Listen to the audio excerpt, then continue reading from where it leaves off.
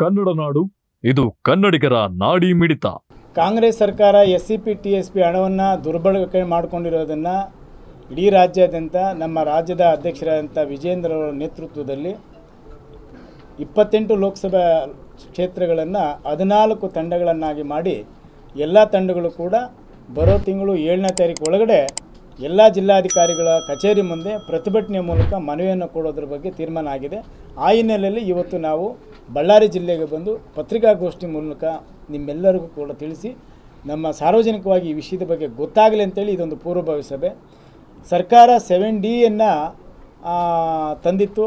7D ತಂದಂಥ ಸಂದರ್ಭದಲ್ಲಿ ರಾಷ್ಟ್ರೀಯ ಹೆದ್ದಾರಿಗಳಿಗೆ ಮತ್ತು ರಾಜ್ಯ ಹೆದ್ದಾರಿಗಳಿಗೆ ಬೇರೆ ಬೇರೆ ಅಭಿವೃದ್ಧಿ ಕೆಲಸಗಳಿಗೆ ಆ ಸೆಕ್ಷನ್ ಅಡಿಯಲ್ಲಿ ಪರಿಶಿಷ್ಟ ಜಾತಿ ಪರಿಶಿಷ್ಟ ಹಣವನ್ನು ತೆಗೆದು ಅದಕ್ಕೆ ಖರ್ಚು ಮಾಡ್ತಾಯಿದ್ರು. ಪರಿಶಿಷ್ಟ ಜನಾಂಗದವರಿಗೆ, ಪರಿಶಿಷ್ಟ ಜಾತಿಯವರಿಗೆ ಯಾವುದೇ ರೀತಿಯಲ್ಲಿ ಅಭಿವೃದ್ಧಿ ಮಾಡ್ತಾ ಇರಲಿಲ್ಲ. ಅದನ್ನು BJP ಕೈಗೆತ್ತಿಕೊಂಡು ಹೋರಾಟ ಮಾಡಿದರ ಹಿನ್ನೆಲೆಯಲ್ಲಿ 7D ರದ್ದಾಯಿತು. ಅದಾದ ನಂತರ 7Cಯನ್ನು ತಂದರು. 7Cಯಲ್ಲಿ ಏನು ಹೇಳುತ್ತೆ ಅಂತ ಹೇಳಿದ್ರೆ, ರಾಜ್ಯ ಸರ್ಕಾರ ಯಾವುದೇ ಸ್ಕೀಮನ್ನು ತಂದರೂ ಕೂಡ ಆ ಸ್ಕೀಮ್ಗಳಿಗೆ ಪರಿಶಿಷ್ಟ ಜಾತಿ ಪರಿಶಿಷ್ಟ ಪಂಗಡಕ್ಕೆ ಮೀಸಲಿಟ್ಟಿರ್ತಕ್ಕಂಥ ಹಣವನ್ನು 7Cಗೆ ತಂದು ಎಲ್ಲ ಸ್ಕೀಮ್ಗಳಿಗೂ ಕೂಡ ಹಣವನ್ನು ಬಳಕೆ ಮಾಡೋದನ್ನು ನಿಲ್ಲಿಸಬೇಕು. 7C ಕೂಡ ರದ್ದಾಗಬೇಕು. ಕೇವಲ ಪರಿಶಿಷ್ಟ ಜಾತಿ ಪರಿಶಿಷ್ಟ ಪಂಗಡದವರಿಗೆ ಮತ್ತು ಹಿಂದುಳಿದವರಿಗೆ ಮೀಸಲಿಟ್ಟಿರ್ತಕ್ಕಂಥ ಹಣ ಅವ್ರಿಗೆ ಅಭಿವೃದ್ಧಿ ಅಂತ ನೀವು ಸದುಪಯೋಗ ಮಾಡಬೇಕು ಅಂತೇಳಿ ನಮ್ಮ ಒತ್ತಾಯ, ನಮ್ಮ ಆಗ್ರಹ. ಕಳೆದ ಸಾರಿ 23-24ನೇ ಸಾಲಿನಲ್ಲಿ ಸುಮಾರು 25,500 ಕೋಟಿ ಹಣ ಇದೇ ರೀತಿ ದುರುಪಯೋಗ ಮಾಡಿಕೊಂಡು ಅವರ ಅಭಿವೃದ್ಧಿಗೆ, ಅವರ ಪಕ್ಷದ ಏಳಿಗೆಗೆ 5 ಗ್ಯಾರಂಟಿಗಳನ್ನು ಪ್ರಣಾಳಿಕೆಯಲ್ಲಿ ಏನು ಅನೌನ್ಸ್ ಮಾಡಿದ್ರು ಆ ಗ್ಯಾರಂಟಿಗಳಿಗೆ ಈ ಪರಿಶಿಷ್ಟ ಜಾತಿ ಪರಿಶಿಷ್ಟ ಪಂಗಡದ ಹಣವನ್ನು ದುರುಪಯೋಗ ಮಾಡಿಕೊಂಡಿದ್ರು. ಅದನ್ನು ನಾವು ಖಂಡಿಸಿ ನಿಲ್ಲಿಸಿದ್ದೇವೆ.